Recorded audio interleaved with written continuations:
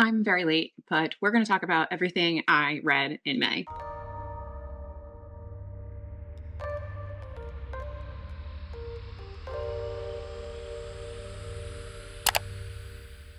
Hello, book friends. It's Alyssa. Welcome back to the channel. Hello, if you are new. I am here to talk about everything I read in May. Like I said in the thumbnail, it's quite clear.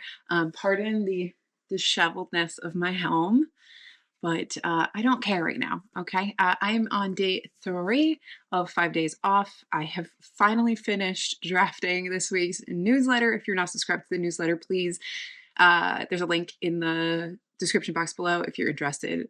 Please subscribe. That would be wonderful. I am half dead and I'm just enjoying being awake during the day. Unfortunately, today is a rainy day. Yesterday, I got to see some sun. We're not here for life updates. We're here for everything I read in May. So let's get this done. And then maybe if I have enough energy, I can film a few of the other things I wanted to film for today. But first things first, everything I read in May. May seemed to be a good month, I think. It was an interesting month. I read a lot of nonfiction books in May, which was interesting. And I had some duds. I'm going to be honest with you. I had some duds. And I think, did I have my first DNF of the year? I DNF'd 2 things in May. May was a big month. So let's start with the stats and then we'll hop into everything I read. It's been so long since I've recorded. I've just not been in the mental headspace to record. So this is weird. I'm not gonna lie. It's weird recording right now. Okay. I got the journal out. I've got the phone out. We're going to hop into stats. I'm going to stop stalling. So in May, I read 14 books, DNF'd 2 books, and that totaled 6,182 pages. My top moods were emotional, mysterious, adventurous, and dark, which is all kind of normal for me. My pace was either slow or medium.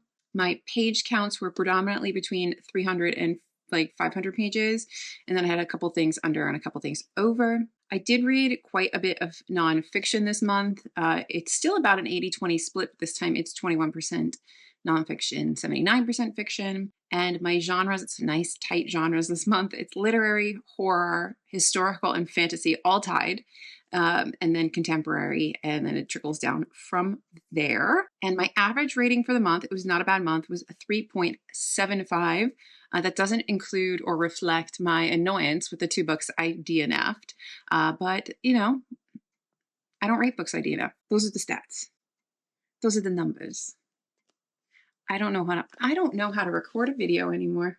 Those are the stats. On to the books. As usual, we're going to flip through my bookly, and I will try to be as brief as possible about my thoughts on these things. My mouth doesn't seem to want to work today, so oh God, I'm sorry for the shit show of a return video, but it can only get better from here, I hope.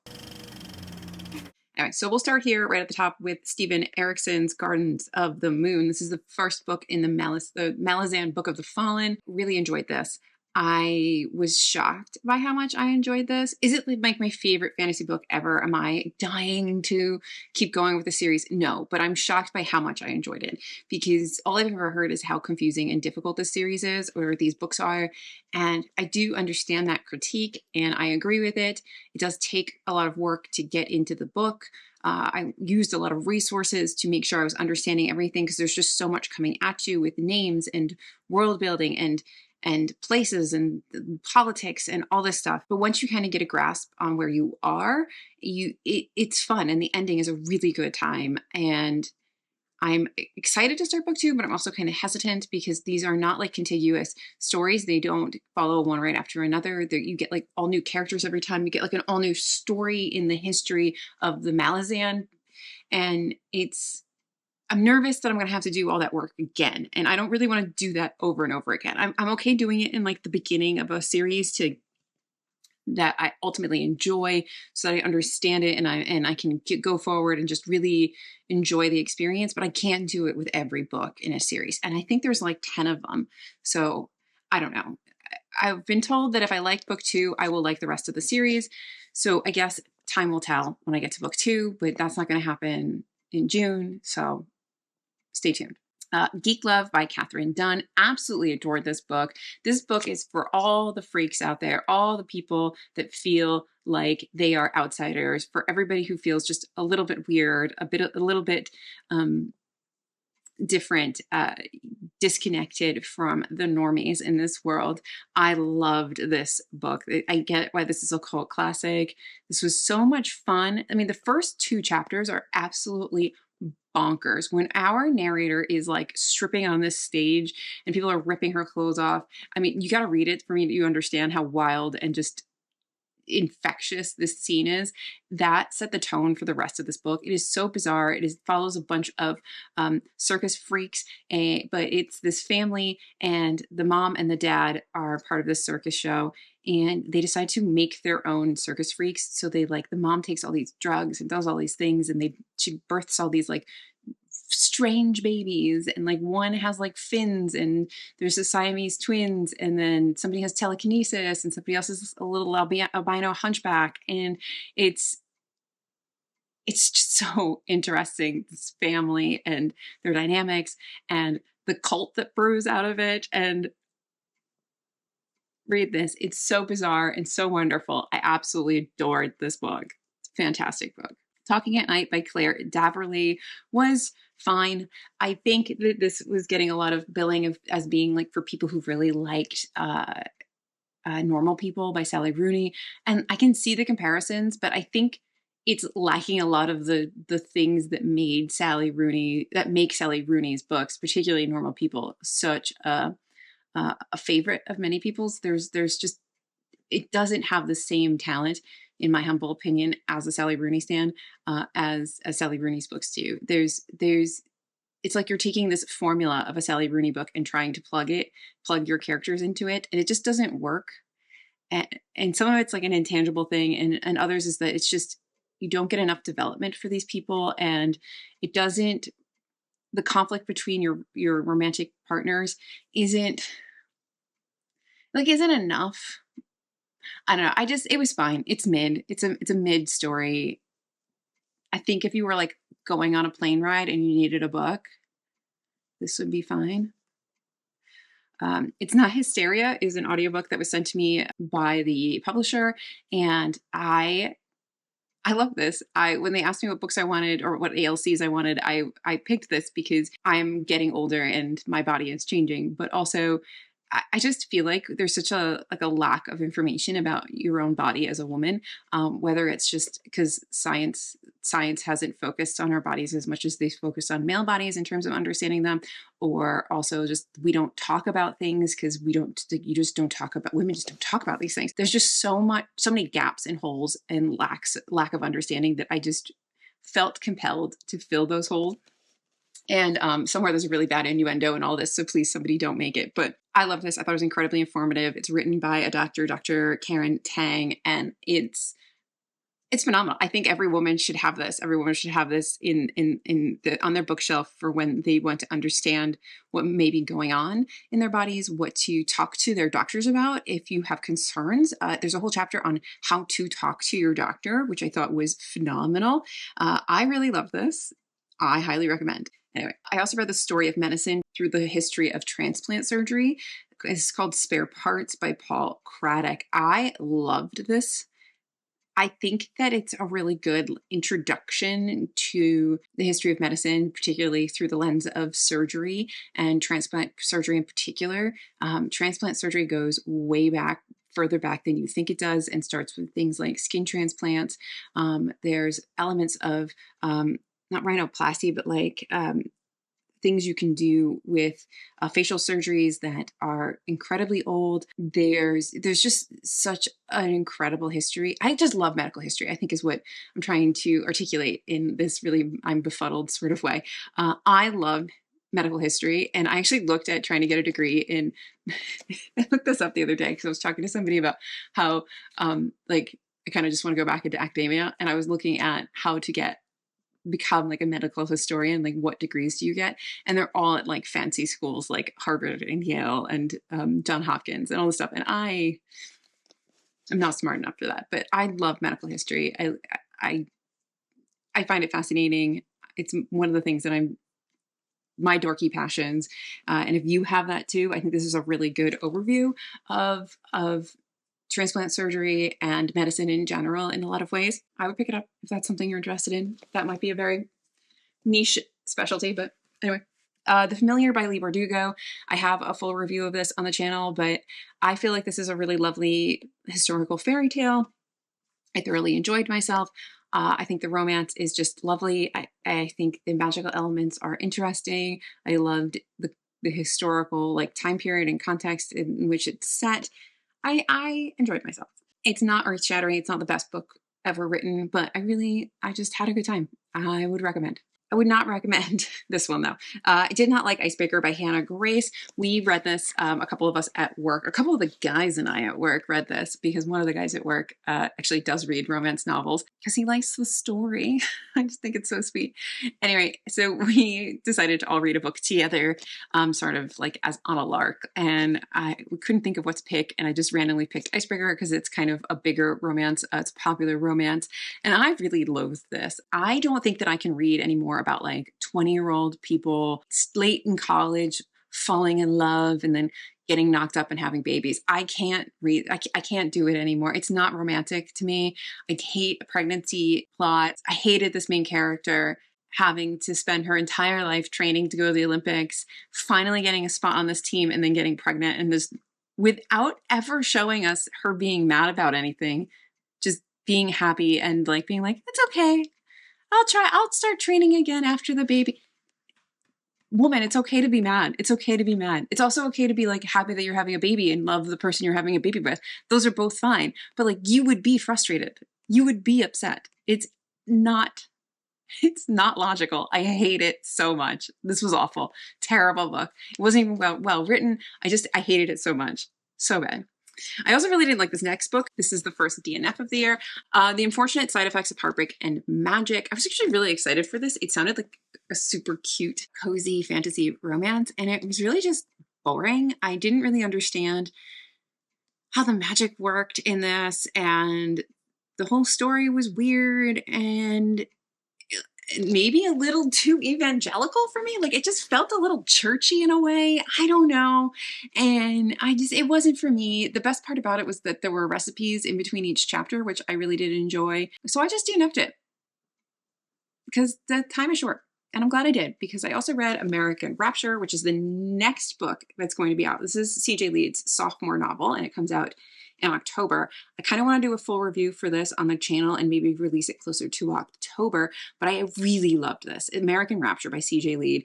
This is like a zombie pandemic apocalypse. Apocalypse is apocalyptic. It's not post really. You're in the middle of the world ending. And I thoroughly enjoyed myself.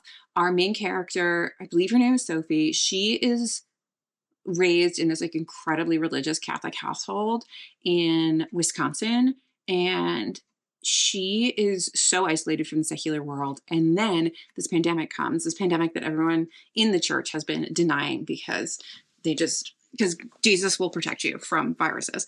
And then the world just basically ends one day, and she is forced to figure out the secular world, adjust to the secular world, function in the secular world, figure out who she is. She deconstructs her faith and a lot of the things that she was taught to believe. She finds family and love and who she is. She comes of age in the story. It is so good. It is so grotesque. It is so violent. It is so beautiful. I love this book. I love CJ Leeds. At this point, I don't think she can do any wrong. If you like horror novels, this is your girl. CJ Leeds is phenomenal. I cannot wait for her next thing. I can't believe I only have 2 books and I've read them both at this point. I need to do a review that stands alone on the channel so it can be there in October when it comes out, and hopefully everybody picks it up and reads it because such a good book. I also finished Mad Ship by Robin Hobb, which is the second book in the Liveship Traders series. And again, love, phenomenal. I just like the tone of Liveship Traders. I think it's different than a lot of the other fantasy novels that I've read. I like these like swashbuckling kind of pirates and the way she plays with magic and the way that these ships are kind of the magic of the ships and the way the worlds intertwine, and I can starting to see the little Easter eggs and connections to Farseer, and I know that this will also then connect into all the other series in the realm of the Elderlings, and it's such a good time. I do need to read Ship of Destiny this month. I kind of don't want the series to end, but I will get to it shortly. It's like June 7th right now while I'm recording this, so shouldn't be too bad. Soon. I will get to it soon. All my books this month seem to be chunky books, but I will get to Ship of Destiny soon. And then I will move on to, I think, Tawny Man is the next trilogy. A Good Bad Boy, Luke Perry, and How a Generation Grew Up by Margaret Wappler. I saw this randomly on somebody's pub day post on Instagram a while back, because this did come out this year, a couple months ago. And I was like, I didn't know there was a Luke Perry biography coming out. That's phenomenal. I loved Dylan McKay growing up. This is one of my first TV crushes. Also, just Luke Perry was a lovely human being. And he died very, very young. He died of a stroke in his 50s. So I was really excited when this came out, or when I saw this was coming out.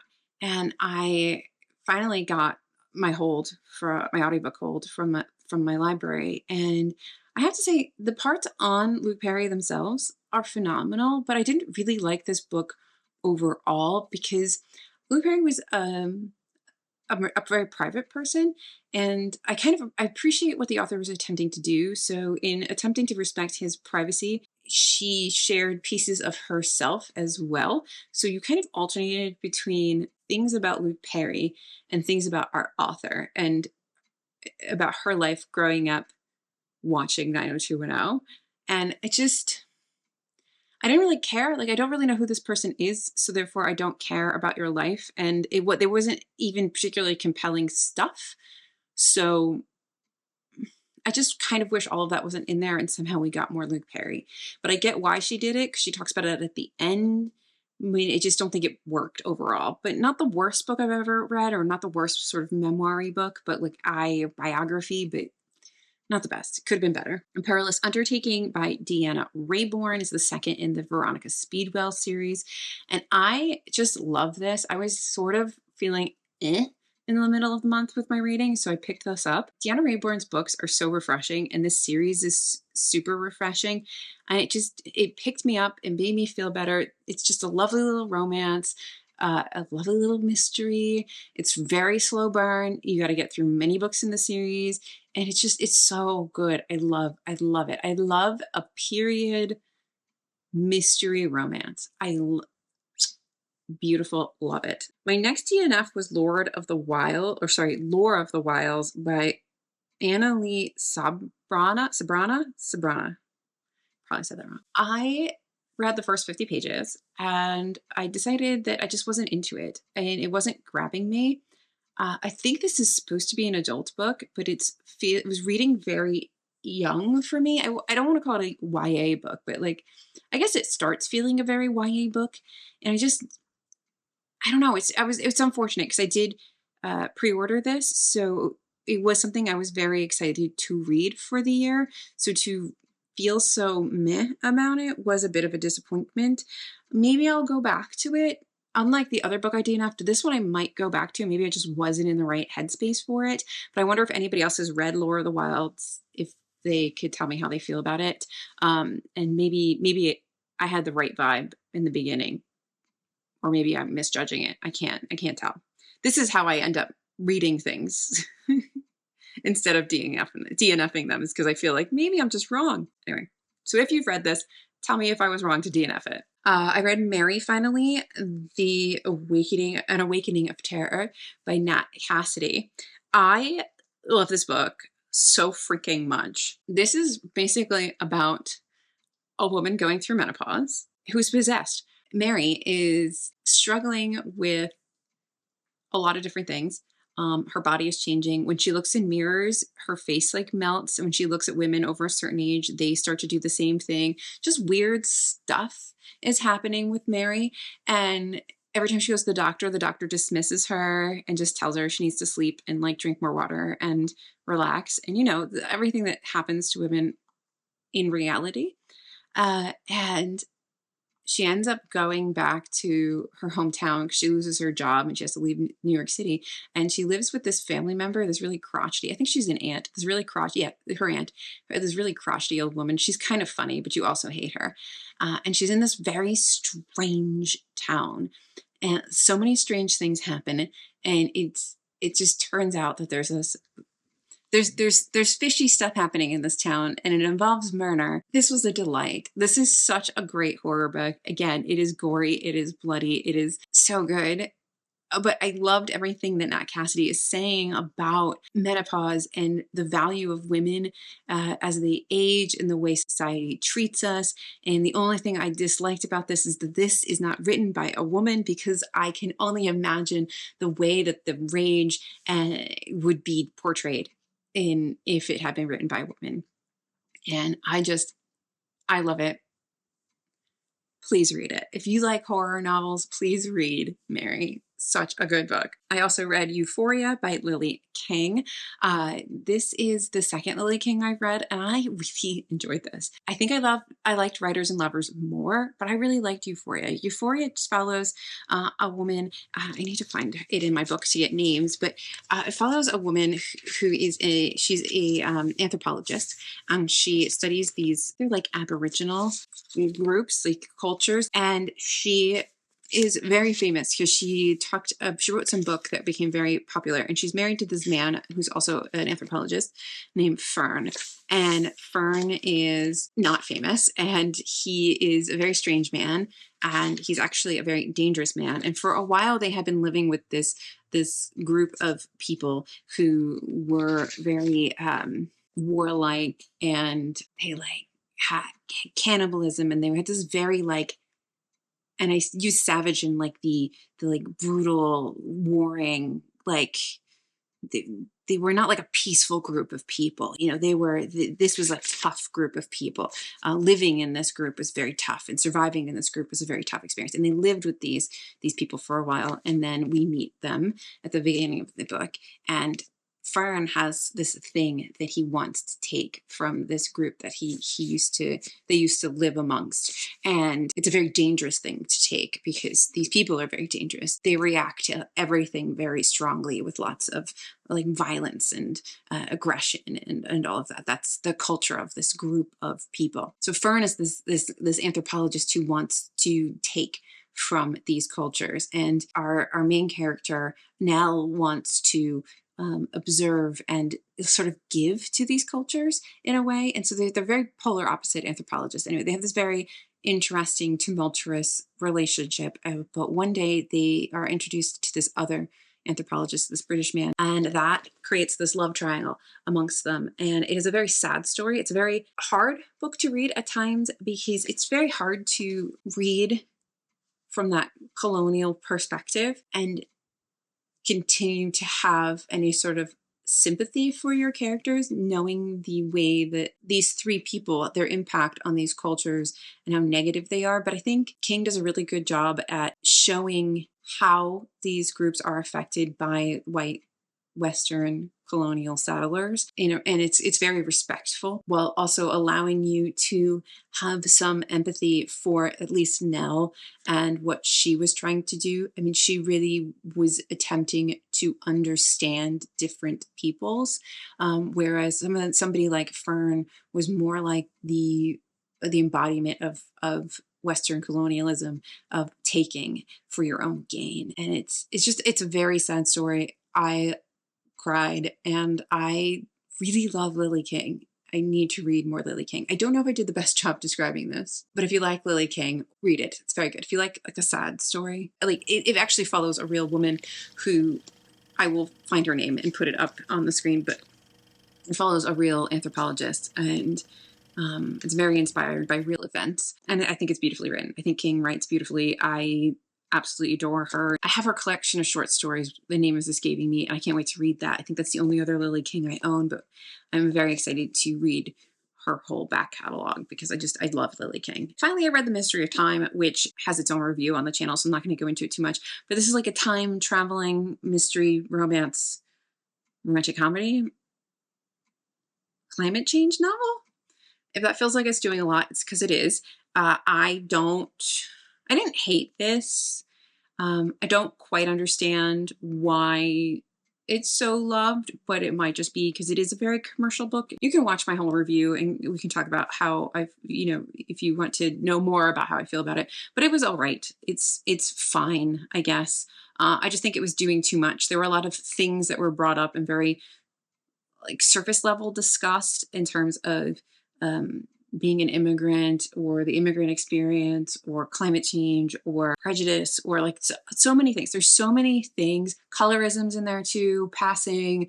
There's lots of little things that are very superficially brushed upon, almost in a way to make this feel like it has more impact than maybe it does, or it's more than just a commercial book. Like it's got some literary credit to it, but it's fine. Like if you want a book to read this summer by the pool, you can read this.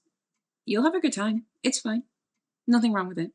Well, lots of things are wrong with it, but it's fine. It's a fine book. I don't know if it requires all the praise it's getting, but it's fine. My review in a nutshell. It's fine. It's a book.